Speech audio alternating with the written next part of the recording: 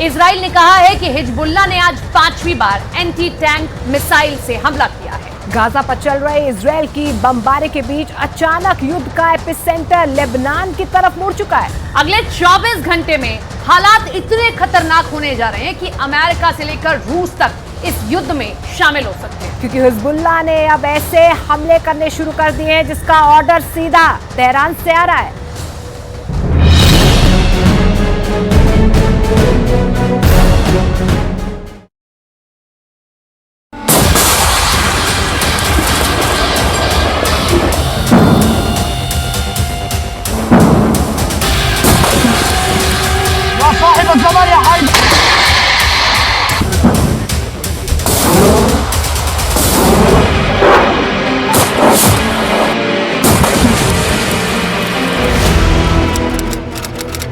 पंद्रह अक्टूबर 2023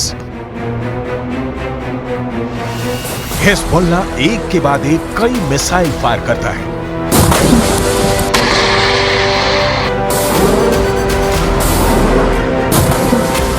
पहला हमला टावर उड़ गया,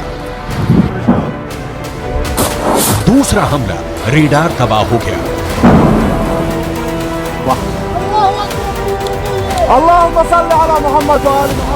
तीसरा हमला एक और अड्डा तहस नहस हो गया।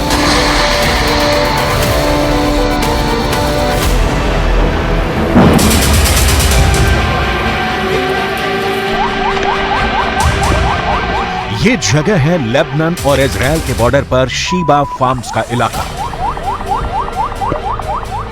दुनिया के सबसे खतरनाक बॉर्डर्स में से एक।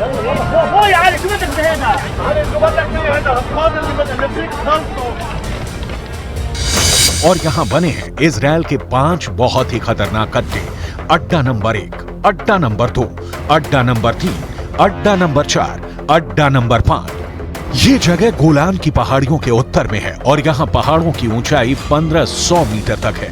नीचे लेबनान का इलाका और यहीं से अटैक लॉन्च किया गया। इस ग्राफिक से समझ सकते हैं इस इलाके की टोपोग्राफी, कौन कहां मौजूद है, कौन सा इलाका किसके पास है।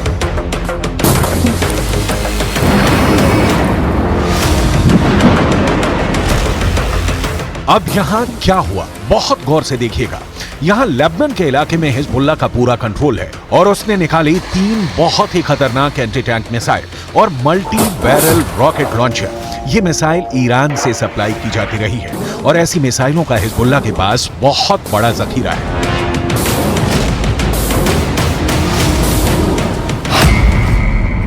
हिजबुल्लाह ने 3 तरह के एंटी टैंक गाइडेड मिसाइलें इस्तेमाल की। ये है कॉर्नेट, इसकी रेंज 5 किलोमीटर तक है। ये रूस की मिसाइल है, लेकिन अब ईरान इसका देसी वर्जन देहलाविया तैयार कर चुका है और ऐसी बहुत सी मिसाइल अब हिजबुल्लाह के पास है। दूसरी है BGM-71 टो anti tank guided missile, range है 3.5 किलोमीटर। यह अमेरिका में बनी मिसाइल है, लेकिन अब इसकी नकल ईरान तैयार कर रहा है और इसने हिजबुल्लाह को सप्लाई की है। तीसरी है 85 कॉनकोर्स, रेंज 4 किलोमीटर। यह भी रूस ने बनाई है और अब ईरान में ये तोसान नाम से तैयार की जा रही है।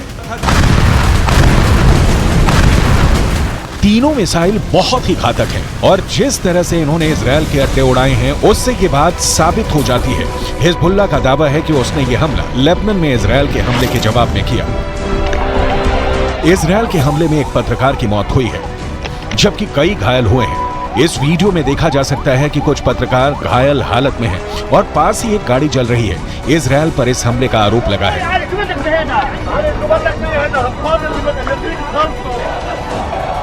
अब लेबनान में इस मर्डर को लेकर इजराइल को लेकर बहुत गुस्सा फैल चुका है।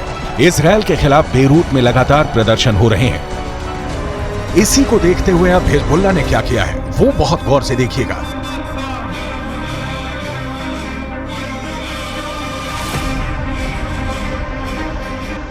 सबसे पहले इजराइल का अड्डा नंबर 1 शतुला इलाके में बने इस अड्डे पर हिजबुल्लाह ने किया पहला हमला। हिजबुल्लाह ने कॉर्नेट मिसाइल से अटैक किया जो सीधा जाकर इजराइल का एक टावर उड़ा देती है। हिजबुल्लाह की ये रेंज देखकर इजराइल के कैंप में खलबली सी मच गई, क्योंकि निशाना भी बिल्कुल सटीक लगा और टावर पूरी तरह से तबाह हो गया। इसके बाद टारगेट बना इजराइल का अड्डा नंबर 2, ये भी शतुला इलाके में है और यहाँ हिजबुल्लाह ने किया दूसरा हमला। इस बार हिजबुल्ला ने BGM-71 टो एंटी टैंक गाइडेड मिसाइल का इस्तेमाल किया। अमेरिका में बनी यह मिसाइल इतनी सटीक है कि इसने ठीक रेडार स्टेशन को तबाह किया। ऐसा निशाना देखकर कोई भी दुश्मन डर जाएगा। इसके बाद टारगेट बना इजरायल का अड्डा नंबर 3। यह भी शतुला इलाके के करीब है और यहां हिजबुल्ला ने किया तीसरा हमला। इस बार हिजबुल्ला ने concourse anti tank guided missile fire की। रूस की ये वायर गाइडेड मिसाइल भी इजरायल के एक ठिकाने को खत्म कर देती है। इसके बाद चौथे और पांचवें अड्डे पर भी हिजबुल्ला अपनी बाकी मिसाइलों और मल्टी बैरल रॉकेट लॉन्चर से हमला करता है और उनका भी वही हश्र होता है जो बाकी अड्डों का हुआ है। हिजबुल्ला का दावा है कि इन हमलों में इजरायल को भारी नुकसान हुआ है और उसके कई सैनिक भी मारे गए हैं। צה"ל הגיב בירי והשמיד עמדות חיזבאללה ואת מקור האש. כמו כן, בוצע ירי למוצב צבאי, אין נפגעים, גם שם צה"ל הגיב באש לעבר מקורות הירי. समझ लीजिए कि इस वक्त इजरायल और लेबनान के बॉर्डर पर आग लगी हुई है और ये सब कब युद्ध को 10 गुना भड़का सकते हैं, इसके बारे में दुनिया में सिर्फ 4 लोग जानते हैं। पहले हैं इजरायल के प्रधानमंत्री बेंयामिन नेतन्याहू, दूसरे हैं ईरान के राष्ट्रपति इब्राहिम रईसी, तीसरे हैं अमेरिका के राष्ट्रपति जो बाइडेन और चौथे हैं यूरोप से लेकर अमेरिका तक सबको हिला देने वाले रूस के राष्ट्रपति व्लादिमीर पुतिन। लेकिन इस वक्त सबसे ज्यादा एक्टिव ईरान है। ईरान के विदेश मंत्री हुसैन अमीर अब्दुल्लाहिया ने कहा है कि अगर इजरायल ने गाजा पर बमबारी नहीं रोकी तो हिजबुल्ला ने ऐसी तैयारी की हुई है कि इजरायल में जलजला आ जाएगा। در اسرائیل علیه شهروندان و غیر نظامیان در غزه فوراً متوقف شود.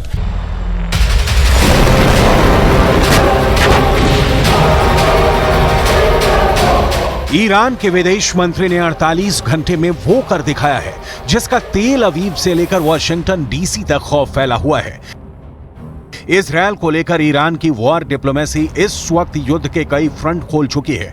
सऊदी अरब के क्राउन प्रिंस मोहम्मद बिन सलमान से ईरान के राष्ट्रपति इब्राहिम रईसी की बातचीत के बाद 48 घंटे में ईरान के विदेश मंत्री ने इराक का दौरा किया, वहां के राष्ट्रपति से मिले। ईरान के विदेश मंत्री ने सीरिया जाकर वहां के राष्ट्रपति से मुलाकात की। हुसैन अमीर अब्दुल्लाहिया फिर लेबनान गए और हिजबुल्ला की लीडरशिप से मिले। इसके बाद वो कतर आए और वहां के विदेश मंत्री से मीटिंग करने के बाद हमास की लीडरशिप यानी इस्माइल हानिया से मुलाकात की। सवाल है कि क्या 48 घंटे के अंदर ईरान और इजरायल के बीच बड़े युद्ध की तैयारी हो चुकी है?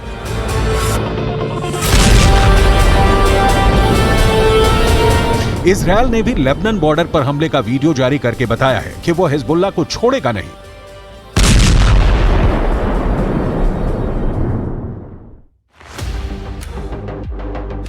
लेकिन अपनी ताकत दिखाने के लिए हिजबुल्ला ने अपने वीडियो वायरल करने शुरू कर दिए हैं।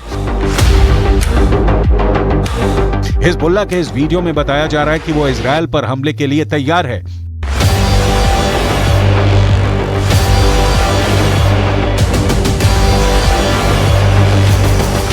इस वीडियो में हिजबुल्ला का मैसेज साफ है कि उसका अटैक ऐसा होगा जो इजरायल रोक नहीं पाएगा।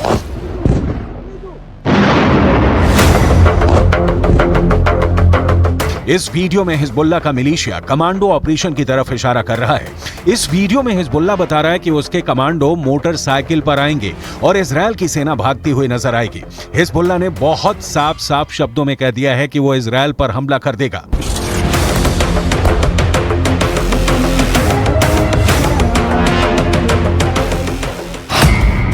अगर इजरायल की सेना फिलिस्तीन के गाजा में घुसी तो वो उत्तरी सीमा की तरफ से इजरायल पर चढ़ाई कर देगा। इजरायल और लेबनान के बीच करीब 130 किलोमीटर लंबा बॉर्डर है और यहाँ संयुक्त राष्ट्र की शांति सेना तैनात रही है। इसमें भारत की फौज भी शामिल है। इस वक्त इजरायल को गाजा से ज्यादा इस बॉर्डर की टेंशन है, क्योंकि अगर इजरायल गाजा में घुसा तो हिजबुल्ला उत्तर की तरफ से इजरायल पर हमला बोल देगा। Fighters fired an anti-tank missile towards Israeli troops. There was a short battle and the situation eventually calmed down. Afterwards, Hezbollah sent drones into Israel and also fired surface-to-air missiles against an Israeli aircraft. All of those two attempts were successfully intercepted by the IDF, but the situation on the northern border remains very tense, and we are monitoring the activities of Hezbollah very closely with additional enhanced capabilities in the north, prepared for any eventuality that may happen. दक्षिण Lebanon और उत्तरी Israel के बीच जो border है वहां तनाव बहुत ज्यादा है। यहां अफरा तफरी के बीच खामोशी है जो तूफान से पहले देखी जाती है। इसलिए यहां के लोगों को भी पता है कि बहुत जल्दी युद्ध का एपी सेंटर गाजा से निकलकर लेबनान तक पहुंच सकता है। यहां तैनात संयुक्त राष्ट्र की सेनाएं भी अलर्ट मोड पर हैं। लगातार पेट्रोलिंग हो रही है। इजराइल की सेना ने अपना गोला बारूद तैयार रखा हुआ है। तोपों से जो गोले फायर किए जाएंगे वो पहले से ही रेडी मोड पर रखे गए हैं। इजराइल की रिजर्व फोर्स भी आसपास के इलाकों में तैनात की जा रही है। ये हमवी गाड़ियां हैं जो लगातार यहां तक फौज पहुंचाने में लगी हुई हैं। 2006 के बाद इस बॉर्डर पर इससे ज्यादा तनाव नहीं देखा गया और अब हिजबुल्लाह की वार्निंग के बाद सबकी नजर ईरान पर भी है और उसके एक दोस्त सीरिया पर भी है।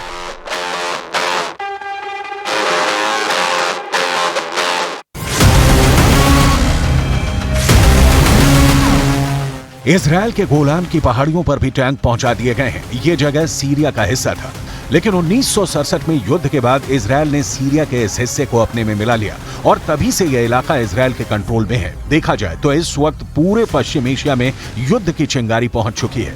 इजराइल से लेकर गाजा और गाजा से निकली ये आग अब लेबनान पहुंच चुकी है। चिंगारी सीरिया और ईरान में भी नजर आ रही है।